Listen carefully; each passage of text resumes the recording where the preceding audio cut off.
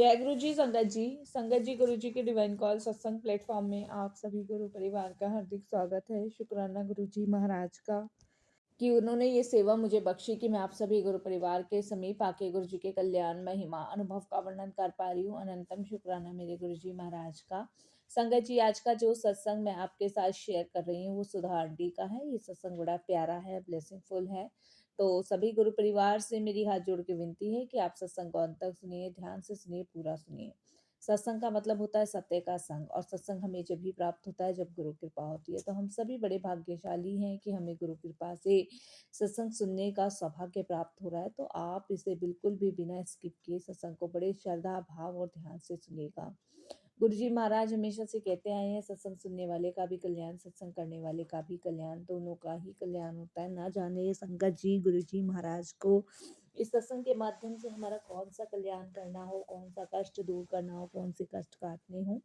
तो बिना स्किप किए आप इस सत्संग को पूरी श्रद्धा भाव से सुनिएगा और अंत तक सुनिएगा, ध्यान से सुनिएगा। अगर आप भी अपने सत्संग अनुभव शेयर करना चाहते हैं तो हिंदी में साफ राइटिंग में आप अपना सत्संग लिखकर हमारी जीमेल आईडी पर सेंड कर सकते हैं, ताकि आपके द्वारा सुनाए गए सत्संग से जो भी गुरु जी महाराज की नई जोड़ने वाली संगत है उन्हें गुरु जी के कल्याण महिमा अनुभव के बारे में ज़्यादा से ज़्यादा पता चलेगा। सत्संग आपको पसंद आता है तो आप इसको लाइक कीजिएगा, सब्सक्राइब कीजिएगा, ज़्यादा से ज़्यादा संगत में शेयर कीजिएगा और बेल आइकन दबाना बिल्कुल नहीं भूलिएगा। जब भी कोई लेटेस्ट सत्संग आएगा उसका नोटिफिकेशन आपके पास आएगा। तो चलिए संगत जी, चलते हैं सुधा आंटी के सत्संग की ओर। सत्संग शुरू करने से पहले करते हैं गुरु जी का मंत्र जाप। ओम नमः शिवाय, शिव जी सदा सहाय। ओम नमः शिवाय, गुरु जी सदा सहाय। जय गुरु जी। संगत जी मेरा नाम सुधा है और ये मेरा शुक्राना सत्संग है। मेरे से सत्संग शेयर करने में कोई भी भूल चूक होती है तो साथ संगत जी मुझे क्षमा कीजिएगा। आज गुरु जी की आज्ञा के अनुसार मैं अपना सत्संग शेयर कर रही हूँ और मैं अपने मंत्र जाप से ही गुरु जी का सत्संग शेयर करूँगी। ओम नमः शिवाय, शिव जी सदा सहाय। ओम नमः शिवाय, गुरु जी सदा सहाय। संगत जी, शिवरात्रि के दिन गुरु जी ने मुझे, मेरी फैमिली को बहुत ब्लेस किया। इसके लिए गुरु जी का बहुत बहुत शुक्राना। संगत जी, मेरे 2 बच्चे हैं, रवि और नेहा, मेरे हस्बैंड और मैं, हम 4 जने संगत जी एक फैमिली है जिसमें बहुत खुशियाँ थी, बहुत अपनापन था। सब एक दूसरे का मान सम्मान करते थे, सब एक दूसरे की रिस्पेक्ट करते थे। और संगत जी, मैं भगवान का अनंतम शुक्राना हमेशा करती थी कि प्रभु आपकी इतनी असीम कृपा हम चारों पे है कि हम चारों एक दूसरे से इतना प्रेम करते हैं, इतना सम्मान करते हैं। एक दूसरे के बिना ना तो खाना खाते हैं, ना कहीं जाते हैं, और कोई भी डिसीज़न होता है मेरे बच्चों का, मेरे हस्बैंड का, मेरा ही होता है। तो मेरे घर में बहुत खुशियाँ थी संगत जी। लेकिन पता नहीं कुछ समय से संगत जी मेरे घर में किसकी नज़र लगी, क्या हुआ, मुझे कुछ भी नहीं समझ आया। सारी चीज़ें संगत जी बिखरती चली गई, सब कुछ बिखरता हुआ सा दिख रहा था। ऐसा लग रहा था कि पता नहीं अब कौन सा पहाड़ टूटने वाला है, कल क्या होगा, अब क्या होने वाला है। बस यही सारी चिंताएं सताती रहती थी। समझ नहीं आ रहा था कि क्या करूं क्या नहीं करूं। कुछ समय से संगत जी हमारी ज़िंदगी में एक उदासी सी हो गई थी। संगत जी, घर में कुछ भी ठीक नहीं चल रहा था। हर काम में रुकावट आती थी, परेशानियां बढ़ती चली जाती थी। कभी कभी तो संगत जी ऐसा लगता था कि कुछ बुरा होने वाला है या कुछ बुरा हो रहा है। संगत जी, मैं अक्सर यही सोचती थी कि मैं क्या करूं क्या नहीं करूं, क्या ये सब हमारी किस्मत में लिखा है अब। यही संगत जी दिमाग में आता था, हर तरफ दिमाग जाता था, हर तरफ, कि ऐसा क्या हो गया घर में, ऐसे किसकी बुरी नज़र मेरे घर को लगी कि सब कुछ बिखरता सा नज़र आ रहा है। घर में कोई किसी से बात करने को तैयार नहीं था, ना हस्बैंड, ना बच्चे, ना मैं। संगत जी बस हस्बैंड टेंशनों में घिरे हुए थे और बच्चे अपनी पढ़ाइयों को लेके परेशान थे। बहुत संगत जी हम लोग परेशान हो गए थे, बहुत ज़्यादा। फिर संगत जी ये परेशानियाँ मेरे से देखी ही नहीं जाती थी। कोई ना कोई घर में कभी ना कभी बीमार पड़ा रहता था। कभी कुछ हो रहा है, कभी कुछ हो रहा है। समझ ही नहीं आता था साथ संगत जी कि क्या करूँ, क्या नहीं करूँ। वो तो कहते हैं ना कि जब अपने ही किस्मत खराब हो तो हम किसी को दोष भी क्या देंगे। खैर, फिर संगत जी उसके बाद ऐसे ही काफ़ी लंबे टाइम तक चला। और वो कहते हैं ना कि दिमाग इधर भागता है उधर भागता है। तो मेरी एक दोस्त है नीलम, और मैंने उनसे ये बात शेयर करी थी। तो उन्होंने बताया था कि उनके घर के थोड़ी सी आगे एक आंटी रहती हैं, और वो जो है ऐसी परेशानियों से छुटकारा दिलवाती हैं। तो संगत जी मैं उनके कहने से पहले तो मैं सोच ही रही थी कि जाऊं कि नहीं जाऊं, लेकिन पर वही है ना कि जब अपने घर की हालत ठीक नहीं होती तो आदमी सोचता है कि भाई ये भी देख लेते हैं। तो मैं उनके साथ उनके पास गई तो वो संगत जी जादू टोने और ये सब करती थी। और उन्होंने संगत जी मेरा हाथ देखा और मुझे कहा कि तुम्हारे घर पे जो है किसी ने कुछ करा हुआ है और बहुत बुरा वाला करा हुआ है, और ये ऐसी चीज़ है जो तुम्हारे घर को पूरी तरीके से बर्बाद कर देगी। और उन्होंने मुझे नाम नहीं बताया, उन्होंने बस मुझे यही कहा कि तुम्हारे घर पे जिसने भी किया है वो तुम्हारा कोई अपना ही करीबी है, जो तुम्हारे हँसते-खेलते जीवन को देख नहीं पाया है, और इसका असर धीरे-धीरे तुम्हारे घर पे होना शुरू हो रहा है। संगत जी मैं ये सब सुनकर बहुत बुरी तरह घबराई, परेशान हुई। और वो कहते हैं ना, मैंने उनसे पूछा कि आंटी फिर मैं क्या कर सकती हूँ, इसके लिए मुझे कुछ तो आप बताओ। तो उन्होंने बोला कि एक मैं तुम्हें उपाय बता रही हूँ, और इस चीज़ को तुम अगर रोशनी में रखोगी तो इसका असर बिल्कुल नहीं होगा। इसे तुम्हें जब घर में अंधेरा हो तब रखना, तब इसका असर तुम्हारे घर पे होगा।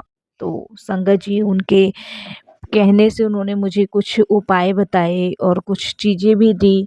संगत जी उन्होंने मुझे एक फिटकरी दी जो कि उन्होंने घर के दरवाजे पे टांगने को कही, और संगत जी कुछ सामान दिया जो कि मुझे अंधेरी जगह पे रखना था। तो मैंने संगत जी वही किया जैसे उन्होंने बताया। ये सब करते हुए मुझे थोड़ा-सा डर और परेशानी लग रही थी कि मैं क्या करूँ, क्या नहीं करूँ? क्योंकि संगत जी पहले कभी ऐसा कुछ देखा नहीं था। लेकिन फिर भी मैंने उन आंटी के कहने से इसमें संगत जी चीज़ों को करना शुरू किया। थोड़ी-सी फिटकरी लेके संगत जी मैंने दरवाजे पे टाँगी, और कुछ उन्होंने चीज़ें दी थी वो मैंने अंधेरे में, बिल्कुल अंधेरे में, ताकि उस पे रोशनी ना पड़े, उस जगह पे रखी। उसके बाद संगत जी परेशानियाँ और बढ़नी शुरू हो गई। अंकल से झगड़ा होना शुरू हो गया। बच्चे संगत जी, बेटा 7th क्लास में फ़ेल हुआ, बेटी 9th में फ़ेल हो गई। बहुत परेशान मैं संगत जी हो गई थी कि चलो एक बच्चा फ़ेल हो गया, समझ आ गया, जबकि बच्चे मेरे पढ़ने में इतने होशियार, वो अचानक से इतनी कम डिवीज़न आने पर फ़ेल हो गए। तो बहुत संगत जी उस समय मैं डिस्टर्ब थी, बहुत ज़्यादा डिस्टर्ब थी। संगत जी उस उपाय से, उस जादू टोने से भी कोई फ़र्क नहीं पड़ा। मैं वापस से उन आंटी के पास गई और मैंने उनके साथ फिर से बातें शेयर करी।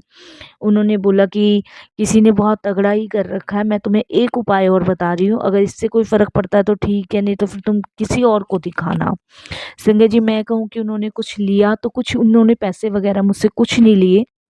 उन्होंने संगत जी मुझे एक ताबीज़ दिया, और वो ताबीज़ संगत जी उन्होंने कहा कि तुम अपने हस्बैंड के हाथ में और अपने बच्चों के और अपने हाथ में बांध लेना।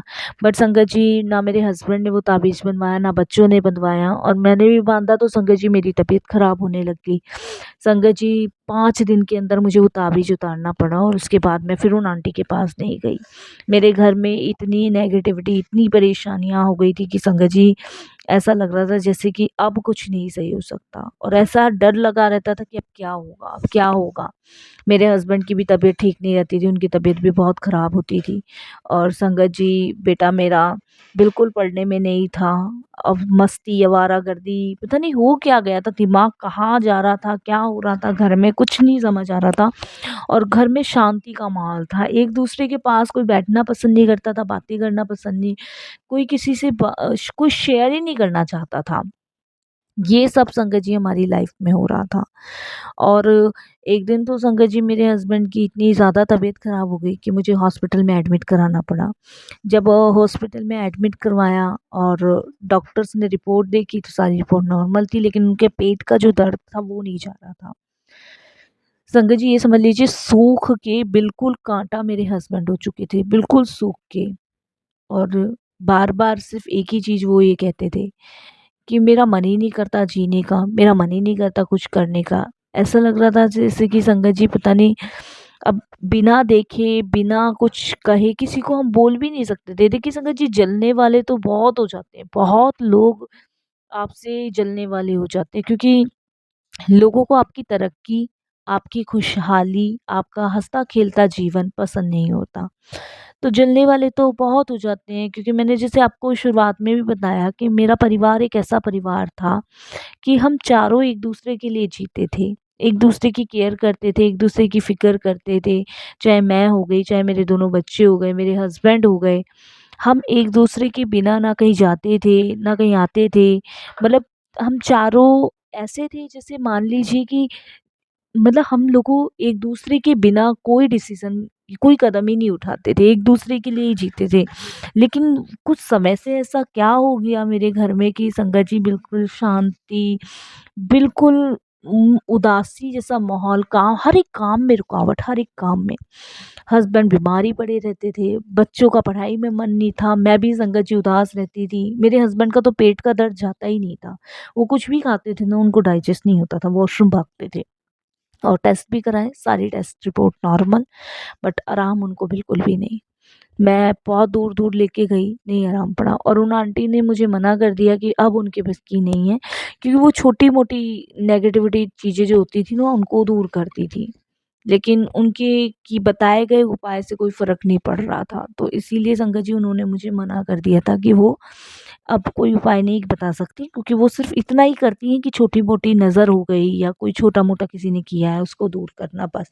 इससे ज़्यादा वो कुछ ही नहीं करती, और बाकी मैं किसी को जानती नहीं थी। तो संगत जी क्या करूँ, क्या नहीं करूँ, समझ नहीं आ रहा। फिर संगत जी मैंने अपनी एक सिस्टर है मेरी मामा जी की बेटी, उनके साथ ये शेयर करा। तब संगत जी उन्होंने गुरुजी के बारे में मुझे बताया था। उन्हीं के माध्यम से मैं गुरुजी से जुड़ी थी। उन्होंने मुझे बस यही बात कही थी कि तुम कहीं मत जाओ, तुम सिर्फ़ गुरुजी के दरबार जाओ, वहाँ का जल प्रसाद लाओ, अपने घर में छिड़को, मंत्र जाप चलाओ, गुरुजी का शुक्राना करो, सत्संग सुनो, सत्संग शेयर करो। संगत जी उन्होंने मुझे यही सारी चीज़ें बताई। बट गुरुजी के बारे में उन्होंने मुझे इतना नहीं बताया था, जितना मुझे गुरुजी से जुड़ने के बारे में बाद पता चला। संगत जी इस तरीके से मैं गुरुजी से जुड़ी। पहली बार जब मैं गुरुजी के दरबार गई, तो संगत जी मेरे सिर्फ़ आँसू निकल रहे थे। मेरा सिर्फ़ रोना निकल रहा था, ये सोच के कि भगवान मेरे घर में बस सब कुछ सही कर दे। क्योंकि मुझसे ना संगत जी अपने परिवार की हालत नहीं देखी जा रही थी, मैं आपको बताऊँ। बिल्कुल भी नहीं देखी जा रही थी, ना अपने हस्बैंड की, ना बच्चों की। ये तो बिल्कुल बर्बादी के रास्ते पे जा चुका था सब कुछ, मेरा घर परिवार। और मुझसे ये सब नहीं देखा जा रहा था, बिल्कुल नहीं देखा जा रहा था। तो गुरुजी के दरबार में बहुत रोई, बहुत रोई। और वहाँ से मैं जल प्रसाद लेकर आई। जल प्रसाद मैंने अपने घर में छिड़कना शुरू किया। मंत्र जाप मैं संगत जी दिन-रात चलाती थी। फिर मैंने एक ऐसा वो लिया जिससे मंत्र जाप पूरे दिन, पूरी रात चौबीसों घंटे चलता है। वो मैं पूरे दिन, पूरी रात चौबीसों घंटे चलाती थी। और जल प्रसाद अपने हस्बैंड को, बच्चों को पिलाती थी। गुरुजी का स्वरूप मुझे मिला, मेरी मामा जी की बेटी ने कोरियर करके भेजा। उसने मुझे कुछ लिंक्स भी भेजे, जिसे मैं संगत जी सुनती थी, सत्संग सुनती थी। और संगत जी इस तरीके से गुरुजी को मैंने घर में विराजमान भी किया। बट उस समय मुझे गुरुजी की पूजा करनी नहीं आती थी, नई-नई मैं गुरुजी से जुड़ी थी। और उसके बाद संगत जी हस्बैंड की सबसे पहले हेल्थ में सुधार आया, सबसे पहले। हस्बैंड के जो पेट में दर्द होता था, वो कम होना शुरू हुआ। और बच्चे संगत जी जैसे मैंने बताया पढ़ाई में बहुत कमज़ोर हो रहे थे, शिकायतें आती थी स्कूल से, अब वो ठीक हो चुके थे। बहुत सारी चीज़ें गुरुजी के आने से बदली, बहुत सारी चीज़ों में चेंजेसपना आया। धीरे-धीरे संगत जी जब मंत्र जाप चलता था तो ऐसा लगता था जैसे कितनी नेगेटिविटी घर से निकल रही है, कितना सब कुछ मतलब दूर हो रहा है। तो सबसे पहले गुरुजी ने हम लोगों को हेल्थ ब्लेस की, फिर हमारे घर की सारी नेगेटिविटी निकाली। और मेरे को बाद में पता चला सत्संग के माध्यम से कि गुरुजी हमारे मन में चल रहे सवालों के जवाब देते हैं और गुरुजी कोई हिंट देते हैं। तो गुरुजी ने एक हिंट मुझे दिया था कि अपने घर में एक शमी का पौधा लगाने को मुझे गुरुजी ने कहा था। तो संगत जी, मैंने वो शमी का पौधा भी अपने घर में लगवाया है। तो उससे भी बहुत पॉजिटिविटी हमें घर में मिलती है संगत जी। और संगत जी, मैंने सुना भी है, मैं आपको बताऊँ, मैंने सुना भी है, मेरी मदर जो थी वो भी शमी का पौधा घर में लगाती थी। तो शमी का जो पौधा होता है ना, वो भोलेनाथ का पौधा होता है। तो उसको लगाने से भी नेगेटिविटी कहते हैं दूर रहती है, भोलेनाथ आपके घर में वास करते हैं। तो हमारे घर में तो गुरुजी साक्षात विराजमान है। तो जैसे ही गुरुजी ने मुझे एक हिंट दिया शमी के पौधे का, मैंने संगत जी वो लगवाया। और अब बहुत हद तक मेरे घर में सब चीज़ें संगत जी ठीक है, नॉर्मल है। शुक्राना गुरुजी का, बहुत-बहुत शुक्राना। तो बच्चे भी संगत जी अब पढ़ाई पूरी कर चुके हैं, गुरुजी की कृपा से जॉब कर रहे हैं। और बेटी की संगत जी 2026 में हम लोग शादी करने की सोच रहे हैं। अभी हमने कोई लड़का देखा नहीं है, उसके लिए भी हमने गुरुजी के ऊपर ही छोड़ रखा है कि गुरुजी महाराज जैसे आपको सही लगे वैसे आप कीजिए। तो गुरुजी के ऊपर ही छोड़ रखा है साथ संगत जी। और हस्बैंड का काम बहुत अच्छा चल रहा है। और अब तो संगत जी हमने एक घर और लिया है, जिसमें संगत जी हमने छोटा-सा गुरुजी महाराज का आश्रम टाइप का ही बना रखा है यहीं नोएडा में। और उसमें हम संगत जी मंथली सत्संग करते हैं। तो जिस भी संगत को आना हो तो वो आ सकती है, नोएडा की संगत आ सकती है। और संगत जी, ये गुरुजी की कृपा है, गुरुजी की मेहर है जो हम ये सब कुछ कर पाए। तो गुरुजी के ज़िंदगी में आने के बाद बहुत सारी चीज़ें बदली। मैं बता नहीं सकती संगत जी कि मेरा घर तो ये समझ लीजिए बिल्कुल शमशान घाट जैसा हो गया था। जैसे कोई जीने की उमंग नहीं, कोई मन नहीं, कोई तरंग नहीं। और नहीं, कभी मेरे घर में ऐसा कुछ नहीं हुआ, लेकिन अचानक से बहुत सारी चीज़ें बदली। तो बहुत सारे होते हैं संगत जी जलने चढ़ने वाले लोग, जिनको हँसता खेलता परिवार पसंद नहीं होता है। तो वही सब लोग ऐसा करते हैं। बाकी शुक्राना गुरुजी, आपका अनंतम शुक्राना। आपकी दया, आपकी दृष्टि, आपकी मेहर, आपकी कृपा ऐसे ही बरसती रहे मुझ पे, मेरे परिवार पे, सभी संगत गुरु परिवार पे। और एक छोटा-सा सत्संग और है साथ संगत जी, शेयर करने जा रही हूँ। तो ये एक छोटा-सा सत्संग संगत जी मेरे हस्बैंड का ही है। जब मेरे हस्बैंड गुरुजी से जुड़े नहीं थे, तो संगत जी उनकी बहुत इच्छा करा करती थी कि वो अ, मतलब इस धरती से जब भी जाएँ तो वो अपना जितना भी मतलब जो भी उन्होंने कमाया है जीवन में, उसका आधा हिस्सा वो गरीबों के नाम करके जाएँ। तो ये मेरे हस्बैंड की शुरू से इच्छा थी। तो वो मुझे यही कहते थे जब संगत जी मेरे घर में ये प्रॉब्लम थी कि सुधा, अगर मैं चला गया तो मेरा ये प्रॉपर्टी का आधा हिस्सा ना किसी अनाथ आश्रम में दे देना, यही कहते थे। तो संगत जी बस गुरुजी की मेहर ऐसी हुई, गुरुजी की कृपा ऐसी हुई कि सब मेरे घर में ठीक-ठाक हुआ। तो मेरे हस्बैंड फिर गुरुजी से जुड़े, गुरुजी ने जोड़ा, वो ख़ैर क्या जुड़े, गुरुजी ने ही जोड़ा। उसके बाद संगत जी मेरे हस्बैंड ने जो उनका आधा हिस्सा प्रॉपर्टी का था, वो उन्होंने संगत जी वृद्धाश्रम में दिया। और गुरुजी के नाम से वहाँ लंगर भी चलता है संगत जी, नोएडा में। तो ये मेरे हस्बैंड गुरुजी के नाम की सेवा करते हैं, जो गुरुजी ने मेरे हस्बैंड को बख्शी हुई है। तो शुक्राना गुरुजी, बहुत-बहुत शुक्राना कि मैं कितना जितना भी आपका शुक्राना करूँ उतना ही कम लगता है। तो ये आप ही की कृपा है, आप ही की ब्लेसिंग्स है, आप ही की मेहर है। और ये आप ही कर सकते हो गुरुजी, और कोई नहीं कर सकता। तो ऐसे हैं हमारे गुरुजी महाराज, ऐसी है उनकी कृपा, ऐसी है उनकी मेहर। शुक्राना गुरुजी, बहुत-बहुत शुक्राना आपका, लख-लख शुक्राना। जो आज आपने ये सत्संग शेयर करवाया, जो आज आपने ये मेहर की, शुक्राना गुरुजी, अनंतम शुक्राना। हम चाह के भी नहीं सोच सकते कि हम अपना कोई सत्संग शेयर करें जब तक आपकी मर्ज़ी नहीं होती। तो इतनी सारी नेगेटिविटी दूर करने के लिए गुरुजी अनंतम शुक्राना। और बस संगत जी, यहीं मैं अपने सत्संग को भी विराम दूँगी। गुरुजी के मंत्र जाप के साथ, ओम नमः शिवाय, शिव जी सदा सहाय।